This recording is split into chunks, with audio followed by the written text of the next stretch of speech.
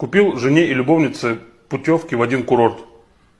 Они съездили, приехали, жена приезжает, показывает фотографии. Вот, говорит, мы с подругами, вот с девчонками, вот мы тусили, вот мы ездили. Он замечает на фотке любовницу. Он говорит, а вот это кто? О, это Люся. Она такая торва, каждый день с новым мужиком. И так, даже с двумя бывало. Мужик молча проглатывает новости. Через 2 дня встречается с любовницей. Говорит, ну, что, ездил на курорт? Да, показывай фотки. Та опять показывает, он замечает жену. Он говорит, а это кто? О, это Таня. Он говорит, ну и что она там? Он говорит, такая порядочная женщина. Мы ее везде звали. И в горы потусить, и куда-то там на море, и на пляж нет. Как приехала с мужем, так и уехала.